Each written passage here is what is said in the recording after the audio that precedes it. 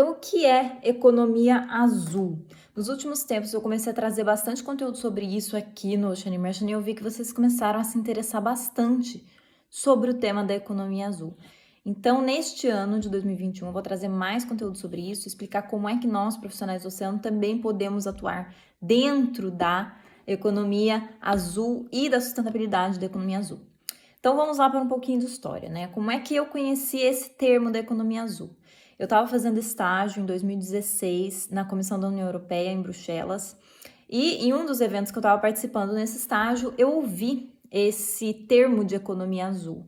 Eu ainda nunca tinha ouvido falar sobre isso, na verdade já tinha, assim, escutado bem de longe no meu mestrado, alguma coisa do gênero, mas eu nunca tinha realmente lido sobre, nunca tinha despertado o meu interesse. E nesse evento, despertou o meu interesse sobre o que é economia azul.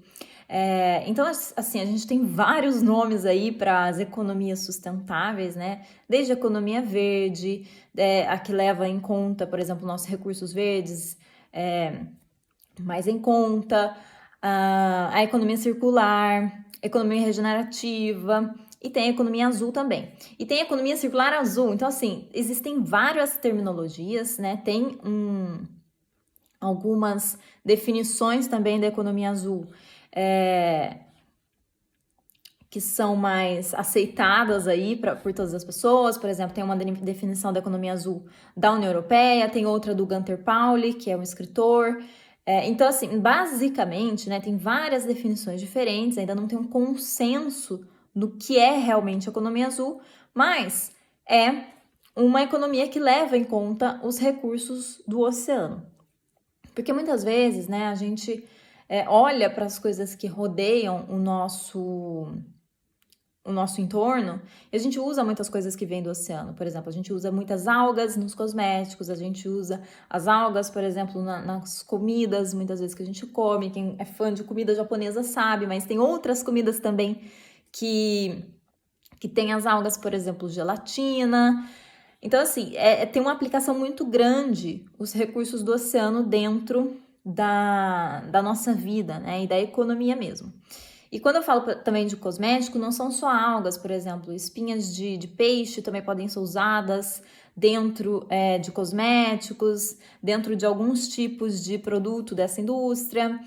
O couro de peixe também pode ser usado para muitas coisas. As escamas dos peixes também podem ser usadas, e não é só peixe, né, gente? Porque tem muitos seres diferentes realmente no oceano, desde bactérias até seres maiores.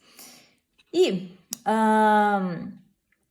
eu vou ler aqui para vocês agora, então, a definição do Gunter Pauli, né, que é um escritor e também um estudioso da economia azul, que trouxe também esse conceito há um tempo, e que tem um livro que eu já mostrei aqui para vocês várias vezes, que é muito interessante de ler, que se chama Economia Azul, 10 anos, 100 invenções e 10 milhões de postos de emprego, né?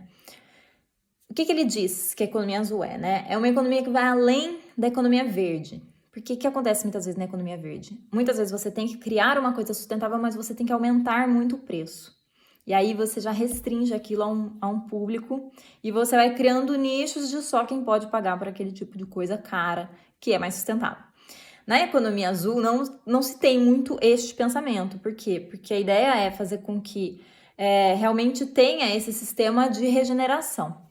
Sabe aquela história, né, da gente plantar, por exemplo, cogumelos no café?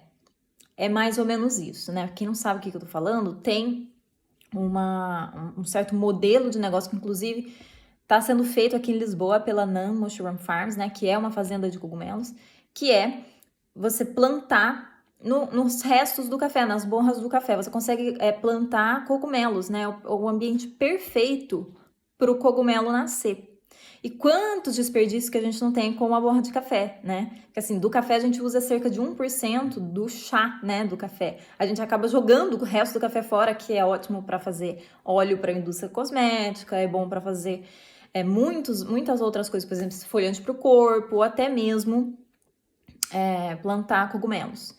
Então, é nesse sentido que a gente fala de economia azul. E o Gunter Pauli, né, como eu estava aqui falando para vocês da definição que ele traz é essa, né? Uma economia que vai além da economia verde, ou seja, além daquela economia que aumenta os preços só para ser sustentável. 10 anos para 100 inovações que podem proporcionar 100 milhões de empregos. Uma economia sustentável que não custa mais caro para o bolso do consumidor, mas que usa os recursos de forma inteligente, circular e regenerativa. Isso foi eu que acrescentei, não foi ele que falou. Mas é uma forma da gente realmente aproveitar os desperdícios que tem em volta da gente, olhar para o oceano também, olhar para essa potência toda, né, do oceano, que também traz muitas soluções para problemas que a gente tem hoje, né, problemas inclusive sustentáveis, e se espelhar na natureza como modelo. Eu já falei aqui várias vezes sobre biomimética e é também sobre isso. É também sobre você entender não apenas a forma da natureza, mas a forma como a natureza regenera, a forma como a natureza economiza energia e a forma como a natureza transforma uma coisa em outra. Como é que a gente pode trazer isso para dentro da economia? Exemplo, como é que a natureza faz com o café, né? Quando ele já não está ideal para a gente beber. Transforma em cogumelo. E como é que a gente pode depois vender esse cogumelo para um restaurante, criar uma economia na base disso? Então, é basicamente isso. E tem outras definições de economia azul, como, por exemplo, a da União Europeia, que define a economia azul como todos os setores relacionados à economia do mar, oceano e regiões costeiras, que cobrem uma grande gama de empresas interligadas e estabelecidas em setores emergentes. Então, também, gente, além dos setores tradicionais da economia do mar, que são setor naval, exploração de petróleo e gás, offshore, o shipping, né, que são os navios, a pesca, que eu me lembro agora são esses, mas tem a aquacultura, enfim, tem muitos setores que são tradicionais da economia azul, aliás, tradicionais da economia do mar, que estão aí há muitos anos funcionando, certo? Turismo, mas existem setores que são emergentes, ou seja, que estão aparecendo agora, por exemplo, o cultivo de algas, a maricultura, a aquacultura de peixes que a gente não era acostumado a comer, a biotecnologia, que também é gigantesca.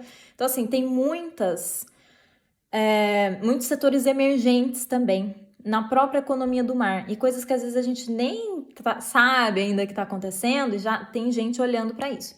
Então é muito interessante a gente olhar como é que o oceano também é esse setor, né, faz parte de um setor econômico e que muitas vezes também tem a preocupação com sustentabilidade. Porque eu sei que muita gente vai falar que, não, porque a gente não pode, porque a gente tem que proteger tudo, mas a gente também tem que ser realista, porque a gente tem uma população que está aumentando e a gente vai precisar de mais recursos, exemplo, alimentos, né? E a gente tem que descobrir uma forma de fazer isso de maneira sustentável que a gente possa continuar fazendo nos próximos anos. Então, o oceano também representa essa mudança de paradigma, né? Eu acho que a gente tem que parar de olhar um pouco para o lado da escassez e olhar também para o lado da abundância, que essa abundância de possibilidades que o oceano também permite. Tudo isso, é claro, com responsabilidade, né, gente? Bom, nesses próximos dias aqui, eu vou trazer mais material para vocês sobre economia azul. E eu tô montando uma aula também, daquelas aulas grandes, de conteúdo maior, que vocês gostam de assistir, para a gente conversar mais sobre economia azul. Então, se você gosta desse tema, fique aqui com a gente, se inscreve nas nossas aulas lá no link da bio, que eu vou trazer mais conteúdo sobre economia azul para vocês. Um beijo e até o nosso próximo vídeo.